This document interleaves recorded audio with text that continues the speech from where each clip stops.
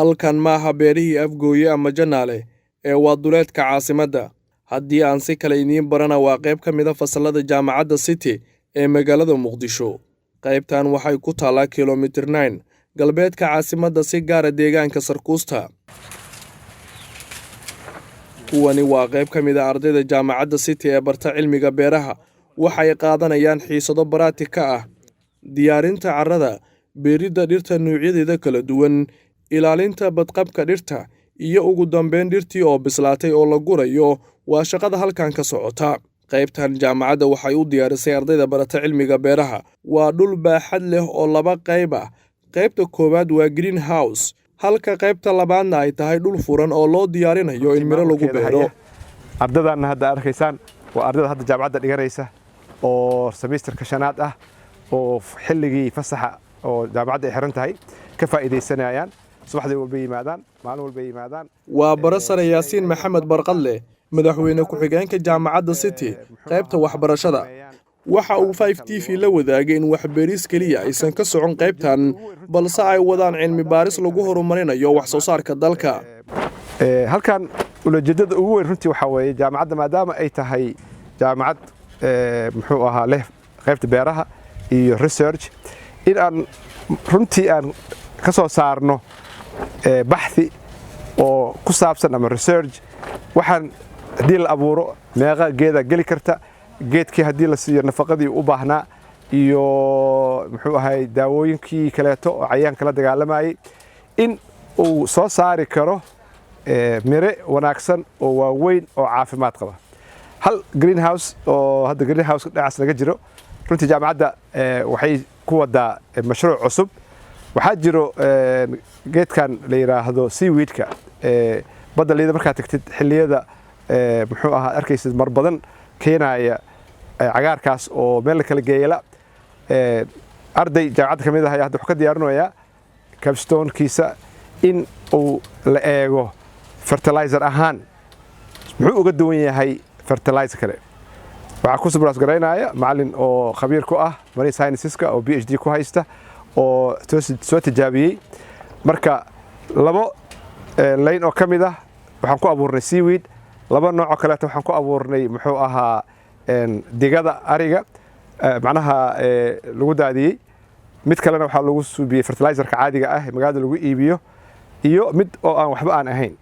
ujeedada waxaa weeye 3 bilood kadib inaan fiirino seaweedka faa'iidada uu leeyahay sida macallinka uu tilmaamay inuu yahay fertilizer aad u fiican oo runtii ka wanaagsan fertilizerada caadiga ah. على الأقل إن شاء الله مركز 3 bilood laga baxo kadib ogaan doonaa laakiin waa tijaabo. marka halkan dhinacna waxa weeye waxay ka tahay greenhouse. haddii aad aragtaan sida aad clipka arki doontaanna waxaan jira open field oo isagana dhul bannaan ah oo lagu abuuri doono dalag ku habboon yani muxuu ahay open fieldiga. guud ahaan jaamacadda waxaa ka go'aan ah ardada ay soo saarayso inay ka faa'iidaystaan oo ay cilmiga baarisana ka sameeyaan oo ay noqdaan kuwo wixii ay barteen si practical oo camali u arkaan. sidoo kale yani barnaamijkan oo hadda jaamacadda ka socda gaar ahaan qaybahan oo aan ka hadlayno greenhouse-ka ama farming ama beeraha ah waxaa wada oo ka shaqeeya ardaydii jaamacadda ka soo baxday oo dhowr arday ah.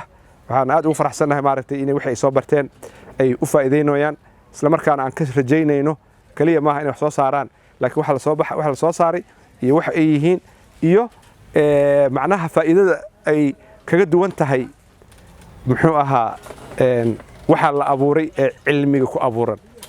yani marka ujeedada meeshaan goolkeeda waxa waaye inaan soo saarno dalag yani ku salaysan cilmi baaris oo mar walba wixii aan ka qaldan aragnana aan ka bedelno insha Allah mustaqbalkana aan ka diyaarino warqado iyo papers oo ummadda ay ka faa'iideysan karaan. waxaas haddii intaas hektar la geliyo maxaa ka soo bixi kara. wadamada qaarkood way yaqaanaan yaanyada haddii lagu abuuro hektarkii intaas ka soo baxaysa. annaga waxaan rabaa marka annagoo isticmaalayna ciideenna iyo cimiladeenna inaan dhihi karno haddii yaanyada noocaas ama bibro noocaas la abuuro inay intaas ay qaadanayso intaasoo kiintaal ama intaasoo kilograamna ay ka soo baxayso. arrinta kale ee soo jiidashada leh waxay tahay in halkan ay maamulaan oo ay casharo ka bixiyaan qaar ka mid ah ardaydii horay cilmiga beeraha uga baratay jaamacadda City. Bismillah, magacaygu waa Maxamed Xasan Axmed, waxaan ka mid ahay ardayda jaamacadda City University 2019 ka qalin jabisay. Waxaan ahay campus coordinator, sidoo kale waxaan ahay waxaan u qaabilsanahay jaamacadda City University qaybtan mashruucyada beeraha.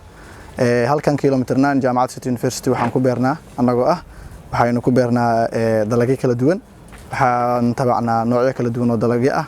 Dalagyada qaarkood waxaa lagu suubiyaa test waa tijaabooyin oo waxaa loogu talagalay in lagu ogaado heerarka kala duwan iyo waxyaalo badan oo waxaa jira xagga cimilada iyo waxaan ka fiirnaa xagga nafaqooyinka. Marka jaamacaddu sidoo kale waxay leedahay qaybo ay ku tababarto dad qaxooti ah. marka hawsha meeshan ka socoto waa hawl aad u baaxad weyn. Magacaygu waa Maxamed Xasan Cabdi, waxaan ka mid ahay ardaydii ka qalin jabisay jaamacadda City University gaar ahaan kulliyadda beeraha. halkan waxaa ka socda mashruuc aad u ballaaran sare loogu qaadayo wax soo saarka. meeshan waxaa ka socda laba qayb oo beera, qayb waa beerta dadan, qaybna waa beerta furan. qaybtan beerta furan haddii sharaxaad yar idinka siiyo, dhulkan wuxuu ahaa dhul geedo waaweyn ay ku yaaliin aad iyo aad yani jaam u ah isku dhex jira, waa la nadaafiyay, waa la hagaajiyay. saad arkaysaan dhulkan waxaa la dhigay ciidii u qalantay in wax lagu beero.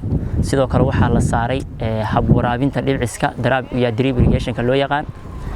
meeshan marka waa dhul aad u ballaaran, waxaa lagu beerayaa noocyada kala duwan ee dalagyada sida tomato, cucumberka, cabbage-ka mise barbarooniga loo yaqaan, basasha, yani noocyo kala duwan oo ka mid ah sida karootada oo kale iyo waxyaabahaas lagu beerayaa.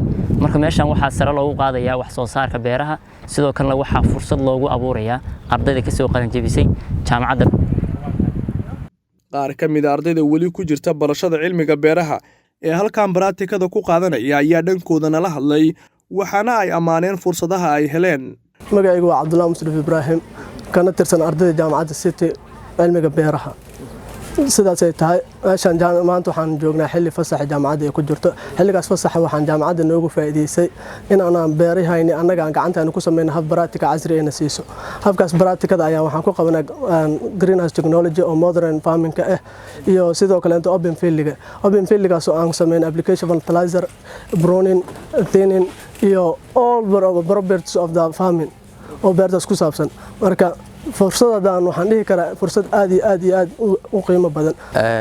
magacaygu waxa haddaan ku bilaabo Yaxya Maxamed Sidiiq, waxaan ka mid ahay ardayda jaamacadda City University kilometer 4. maanta waxyaabaha qaban waxaa ka mid ah weedin inaan sameynay, inaan geedkii aan khashinkiga ka saarnay, aan sun ku buufinay. waxaan kaloo sameynay inaan drip irrigation-ka ahaa meelihii biyaha ka xirmeen oo kale inaan u diyaarinay. in geedo kale cusub inaan beernay, kuwa kale oo dhintay inaan ka bixinay meesha kuwa cusub aan ku beernay. waxyaabaha aan qaban maanta waxyaabahaas ka mid ahaa. dhismaha jaamacadda City ee kilometer 9 waxaa deris la ah kumanaan barakacayaal ah. qaarkood ayaa la siiyay dhul ay wax ku beertaan iyo casharo wada socda, waxaana maanta ay guranayaan wixii dalag ahaa ee ay horay u beerteen. sidoo kale dadkan danta yar waxaa jaamacadda City ay ka helaan biyo bilaash ah oo si maalinle ah ay u helaan, sida ay nala wadaageen qaarkood oo nala hadlay. bismillaahir rahmaanir rahiim. anoo magacayga Makar Jaal Xuseen ah oo ka soo barakacay degmada Afgooy tuulo dhawa waraabo la dhaho. aan ka soo barakacay anigoo iska wareersan oo adi shaqo la'aan iska ah marna dhaqoow aaday marna soo weynay as ayaa jaamacadda City isiisa shaqo. dhulkaan ay noo fashay oo baldoos noogu xaaqdo, ciida lagu shubay, biyo loo sameeyay, abuur ay nagu caabisay. abuurka qaar waxaa ka mid ahaa koosada abuur ay ahayd, miro ay ahayd, yaanyada talaale ahayd, barbarooni talaalo ahay. 5 bilood ka hore aan bilawnay, waan u soo rafaadnay, waan ku soo rafaadnay. alxamdulillah hadda dheeftaas ayaan ka guranaynaa. maasha Allah waan ku dheefaysanay maasha Allah. biyahaas biyo la'aan ee biyo nagu caabisay oo jirgaan kun gadaneen. 3 jirgaan taasoo dhaam saxbu ku matarayaan, 4 jirgaan taasoo qaad wax ku matarayaan, 1 jirgaan iska dhaafo horta ee biyaas nagu caabisay. 10 jirgaan 6 jirgaan qabo wuxuu haysto dhaansadaa. alxamdulillah biyaasna ku qaboobnay 2 sano hadda aan dhaansana biyahaas. jaamacadda City ayaa hawshaan gelisay. khayr Allah si anagoo iska yaaban waxban haysanin.